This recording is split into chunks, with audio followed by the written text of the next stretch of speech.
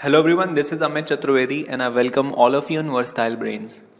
दोस्तों, जो spoken English classes 2021 की सीरीज चल रही है उसमें सबसे पहले हम वोकेबुलरी डिस्कस कर रहे हैं और ये वोकेबुलरी आपको कंपटीशन एग्जाम में भी मदद करेगी और साथ ही साथ आपकी स्पोकन इंग्लिश को भी और कलरफुल बना देगी। तो दोस्तों, आजकल जो चैप्टर हम डिस्कस कर रहे हैं वो है common words for daily use और इसमें 5 वीडियोस हम ऑलरेडी डिस्कस कर चुके हैं। अगर आपने वो वीडियोस नहीं देखे हैं तो आप चैनल की प्लेलिस्ट में जाकर उन वीडियोस को भी देखें। तो दोस्तों, ये 4 मोटिव्स को लेके हम ये चैप्टर डिस्कस कर रहे हैं। वर्ड पावर इंप्रूव करने के लिए, स्पेलिंग सीखने के लिए, प्रोनाउंसिएशन को इंप्रूव करने के लिए और उन वर्ड्स के हिंदी मीनिंग्स जानने के लिए।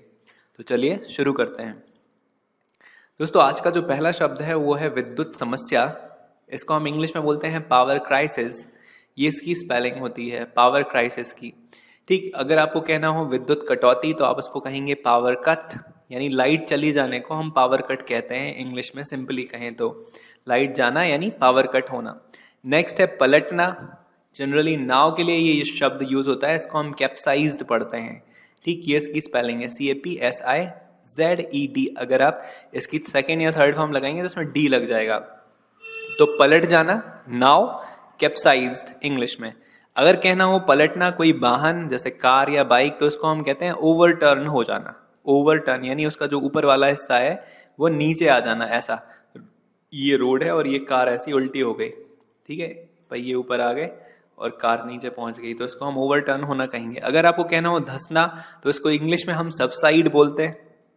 जैसे जमीन नीचे धंस गई तो इसको हम सबसाइड कहेंगे इंग्लिश में। नेक्स्ट है फुसफुसाना, तो इसको हम इंग्लिश में बोलते हैं विस्पर करना। किसी कान में कुछ कहना चुपके से तो इसको हम इंग्लिश में बोलेंगे विस्पर।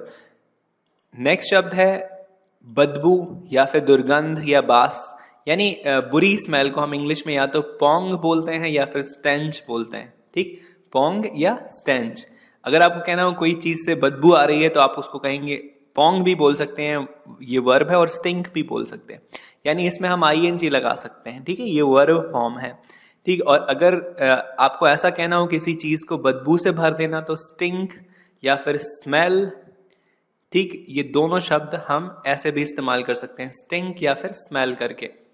अगर आपको इसका जस्ट ऑपोजिट वर्ड कहना हो सुगंध यानी अच्छी खुशबू तो हम इसको इंग्लिश में या तो कहते हैं स्वीट स्मेल, ये इसकी स्पेलिंग स्वीट स्मेल यानी भी खुशबू। अगर आपको कहना हो सुगंध दूसरे शब्दों में तो आप इसको फ्रेग्रेंस भी कह सकते हो। ठीक, तो स्वीट स्मेल, फ्रेग्रेंस या फिर हम इसको परफ्यूम भी बोल सकते हैं। तो ये जो तीनों शब्द हैं इनका मतलब होता है अच्छी खुशबू यानी सुगंध।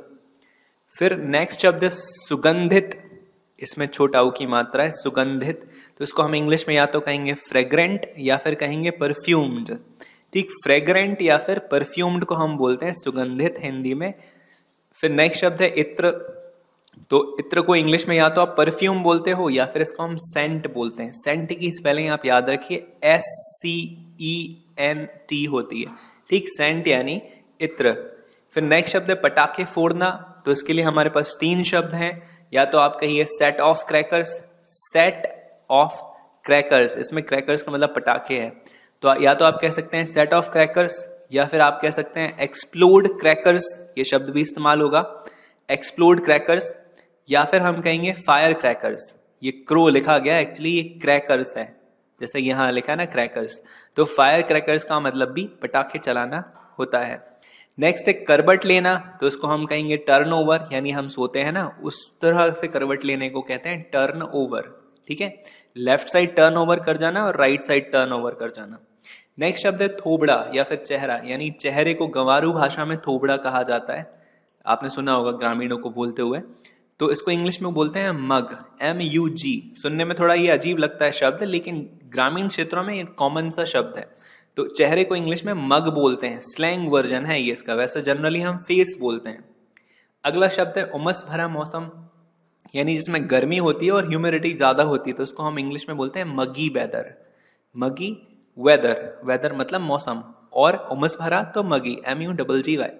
नेक्स्ट है फूंकना, तो इसको हम इंग्लिश में कहते हैं ब्लो आउट। ब्लो आउट यानी फूंकना होता है, किसी चीज को फूंकना। ठीक है, जैसे धूल को फूंक के साफ कर देना, तो blow out the dust.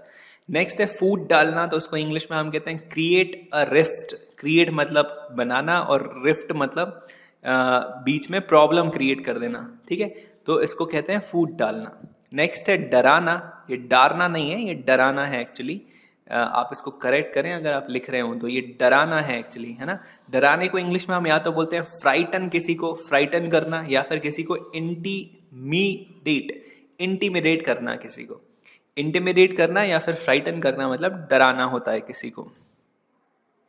Next शब्द है धमकाना। तो धमकाने को या धमकी देने को इंग्लिश में बोला जाता है थ्रेटन करना किसी को। अगर धमकी अपने आप में अकेले शब्द की बात की जाए तो इसको हम इंग्लिश में थ्रेट कहते हैं। तो थ्रेट यानी धमकी, और किसी को धमकाना मतलब उसको थ्रेटन करना। नेक्स्ट है से डरना, से के आगे यहाँ शब्द होगा तो इसको हम कहते हैं फियर, ठीक है, फियर ऑफ समबडी, ठीक, किसी से डरना। फिर नेक्स्ट है से चुगली करना, तो इसको हम इंग्लिश में बोलते हैं स्नीक टू। स्नीक टू यानी जैसे पिताजी से चुगली करना तो स्नीक टू फादर, या दोस्तों से चुगली करना तो स्नीक टू फ्रेंड्स, ठीक। तो वो टू के बाद उस व्यक्ति का नाम होता है जिससे चुगली करने की बात की। जैसे कि चुगली करना तो स्नीक ऑन, जिस व्यक्ति से आप कुछ कह रहे हो तो उसको स्नीक टू, और जिस व्यक्ति के बारे में आप कह रहे हो तो उसको हम स्नीक ऑन कहते हैं। जैसे कि मैं अपने दोस्त से अपने कजन की चुगली करता हूँ तो I sneak to my friend and sneak on the cousin, ठीक है। जैसे कि नीचे इसमें एक एग्जाम्पल भी लिखा हुआ है, जैसे तुम लालू की चुगली करते हो तो यू स्नीक ऑन लालू, ठीक है, स्नीक ऑन लगा हुआ है यहाँ पे। और जिस व्यक्ति से करते हो वहां उसका अगर नाम लिखना हो तो आप टू लगा के लिखोगे यहाँ पे, ठीक। तो दोस्तों ये थे आज के कुछ इंपॉर्टेंट वर्ड्स जो मैंने आपके लिए इकट्ठे किए थे। आई होप कि ये वीडियो आपको अच्छा लगा होगा और ये आपकी स्पोकन इंग्लिश को इम्प्रूव कर देगा, साथ ही साथ आपको कॉम्पिटिशन एग्जाम में भी मदद करेगा। तो दोस्तों अगर आपको कुछ कहना है, पूछना है या बताना है तो आप मुझे नीचे कमेंट सेक्शन में लिख के पूछ या बता सकते हैं, या फिर इस यूजर नेम के साथ आप मुझे फेसबुक पे सर्च करके भी मैसेज भेज सकते हैं। और अगर आप इस चैनल पर नए हैं तो प्लीज़ इस चैनल को सब्सक्राइब कर लें। इस तरह के काफ़ी सारे इन्फॉर्मेटिव वीडियोस हम यहाँ डिस्कस करते रहते हैं और आगे भी करते रहेंगे।